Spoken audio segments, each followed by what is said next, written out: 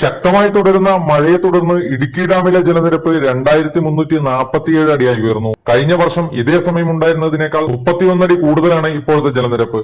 സംഭരണശേഷിയുടെ 58% ജലമാണ് ഇപ്പോൾ അണക്കെട്ടിലുള്ളത്. മൂന്നാറിൽ ശക്തമായ മഴയിൽ മുതിരപ്പുഴയാറിൽ ജലനിരപ്പ് ഉയർന്നു. ഇപ്പോഴും ശക്തമായ കാറ്റും മഴയും തുടരുകയാണ്.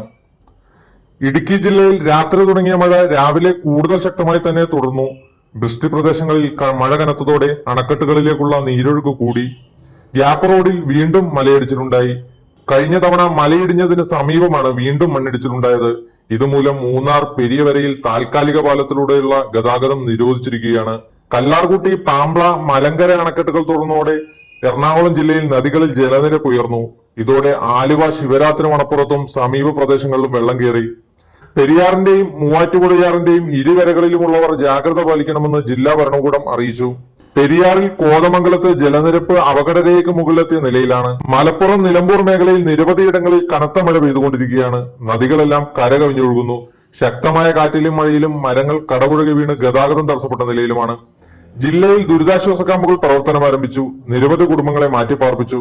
കവളപ്പാറയിലും സ്ഥിതി രൂക്ഷമാണ്. കഴിഞ്ഞ തവണ ഏറ്റവും കൂടുതൽ പ്രളയ ദുരന്തം ഉണ്ടായതും ഇവിടെയാണ്. കൂടുതൽ കുടുംബങ്ങളെ ദുരിതാശ്വാസ ക്യാമ്പിലേക്ക് മാറ്റേണ്ടി വരുമെന്നാണ് ജില്ലാ ഭരണകൂടം അറിയിക്കുന്നത്. News desk, Kochi.